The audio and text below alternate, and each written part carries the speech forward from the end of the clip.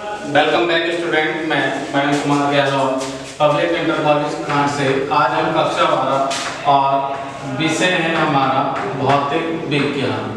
भौतिक विज्ञान में हम जो चैप्टर पढ़ रहे हैं वो है हमारा अध्याय नंबर लास्ट यानी कि 14 और नाम है इसका अर्धचालक इलेक्ट्रॉनिकी।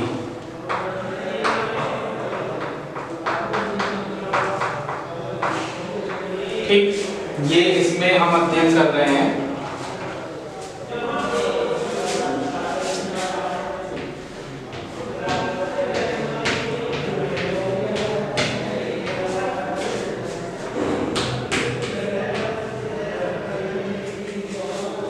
ठीक।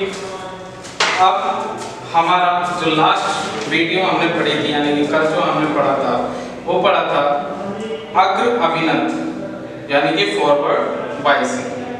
क्या पढ़ा था? अग्र अभिनत पढ़ा था। डायोड की अभिनति पढ़ रहे थे जिसमें हमने पहला पढ़ा था फॉरवर्ड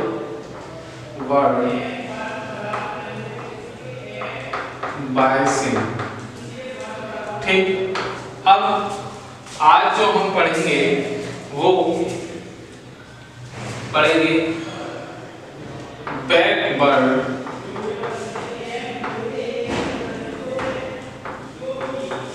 बायसिंग।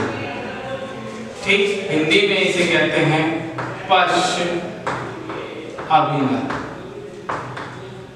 ठीक, चित्र को ध्यान से देख के चलेंगे, जो मैं बनाता चलूंगा और जो बनाते समय बोलता चलूंगा, बस वही थ्योरी होगी उसकी। ठीक है, जैसे कि मैं हर एक लेक्चर में कहता आ रहा हूँ कि इसकी जो पीडीएफ मैं आपको सेंड करूंगा उसमें से आपको देख के लिखना है। ठीक, ऐसा ही इस लेक्चर में कह रहा हूँ मैं, आपको घबराने की कोई आवश्यकता नहीं है। कभी सोचने लगे सर ने तो कुछ लिखाया नहीं है कि और हम कैसे इस बात को लिखें। ठीक, तो ये केवल यहाँ पर आपको समझना है कि पश्च अभिनति क्या होता है, या पश्च अभिनत कह दो, या फिर इसे हम एक नाम से और जानते हैं उत्क्रम अभिनत। ठीक, इस नाम से भी इसे हम जानते हैं। उत्क्रम अभिनत होता क्या है? अब हमने क्या करा, सबसे पहले पीएन संधि बनाई। यहाँ पर क्या बनाई हमने? पीएन संधि का यहाँ पर निर्माण किया। ठीक, ये इसकी कौन सी परत कहलाती है? अगर आपको याद हो, अवक्षय परत। ठीक, यहाँ पर ये हमारा पी क्षेत्र है और ये हमारा एन क्षेत्र है। ठीक, पी क्षेत्र में बहुसंख्यक वाहक क्या होते हैं? हमारे कोटर। क्या होते हैं? कोटर होते हैं। और अल्प एन क्षेत्र में बहुसंख्यक वाहक क्या होते हैं? इलेक्ट्रॉन होते हैं। ठीक, इलेक्ट्रॉनों को हमने इस तरह से रिप्रेजेंट कर दिया और कोटर को हमने इस तरह से यहाँ पर रिप्रेजेंट किया हुआ है। संकेत में लिख देता हूँ मैं ये बात, जिससे आपको ध्यान रहे। ये क्या है? हमारे कोटर, और ये क्या है? हमारे इलेक्ट्रॉन। ठीक, और ये क्या है? हमारी अवक्षय परत। अवक्षय परत को मैंने इस तरह से रिप्रेजेंट यहाँ पर कर दिया। अब उत्क्रम अभिनत या पश्च अभिनत या बैकवर्ड बायसिंग होता क्या है, यानी कि इसमें किस तरह से होता है? ठीक, बैकवर्ड बायसिंग में क्या होता है? जब हम कोई बैटरी ले ली, बैटरी के निगेटिव टर्मिनल यानी कि ऋणात्मक सिरे को पी क्षेत्र से तथा धनात्मक सिरे को एन क्षेत्र से जोड़ देते हैं, तो इस तरह जो हमारा एक सिस्टम तैयार होता है, वह क्या तैयार होता है? उस सिस्टम को हम क्या कहते हैं? पश्च अभिनत कहते हैं। अब हमें ज्ञात है कि पी क्षेत्र में बहुसंख्यक आवेश वाहक कौन से होते हैं? कोटर होते हैं, परंतु अल्पसंख्यक आवेश वाहक कौन से होते हैं? इलेक्ट्रॉन होते हैं। इसी प्रकार n क्षेत्र में बहुसंख्यक आवेश वाहक इलेक्ट्रॉन होते हैं और अल्पसंख्यक आवेश वाहक कौन होते हैं, क्वार्टर होते हैं। जब हमने p क्षेत्र को बैटरी के ऋण टर्मिनल यानी कि निगेटिव टर्मिनल से यहाँ पर कनेक्ट कर दिया तो p ये वाला सिरा कैसा हो गया, निगेटिव हो गया, और ये वाला सिरा कैसा हो गया, पॉजिटिव हो गया, यानी कि धनात्मक सिरा हो गया। क्लियर हो रही है इतनी बात। अब यहाँ पर जब हम जानते हैं क्वार्टर कैसे होते हैं, धनावेशित होते हैं, और इलेक्ट्रॉन कैसे होते हैं, ऋणावेशित होते हैं। और एक बात हमें बहुत अच्छे से पता है, पहले चैप्टर से हम फिजिक्स में पढ़ते आ रहे हैं कि समान आवेश एक दूसरे को प्रतिकर्षित तथा विपरीत आवेश एक दूसरे को आकर्षित करते हैं।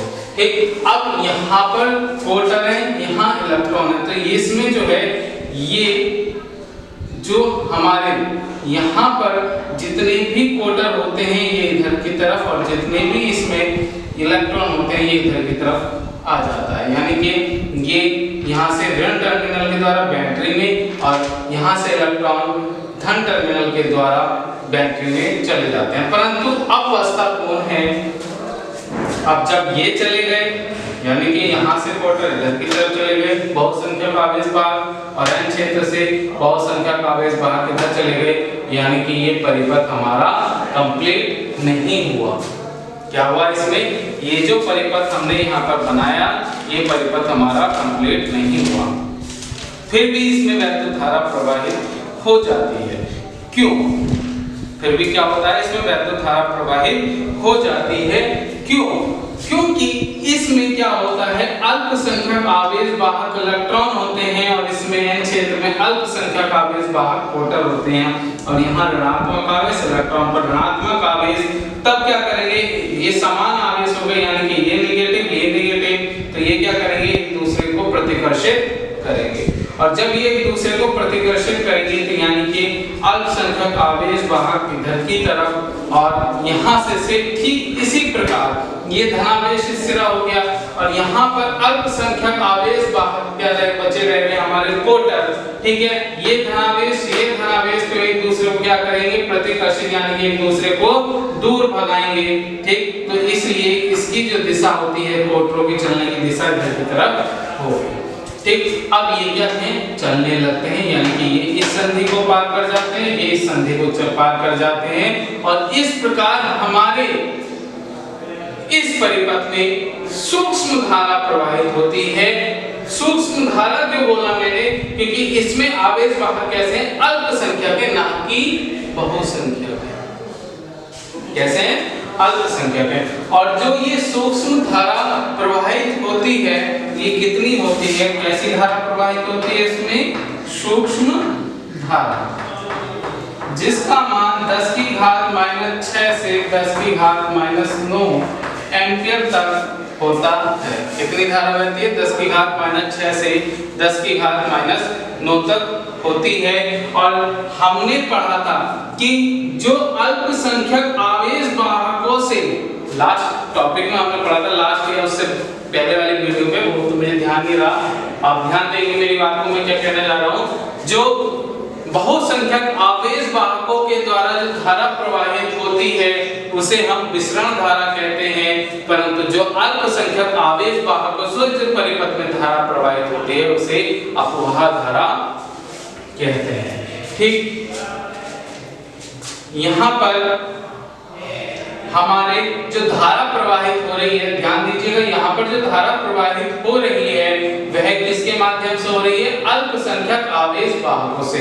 तो इसमें जो धारा प्रवाहित होगी वह कैसी धारा होगी, हमारी अपवाह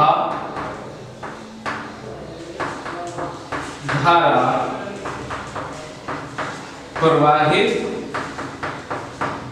होगी। ठीक, अब इसमें कौन सी धारा प्रवाहित हुई, अपवाह धारा। क्यों हुई अपवाह धारा, ये मैंने आपको बताया था कि अपवाह धारा क्या होती है, जब पीएन संधि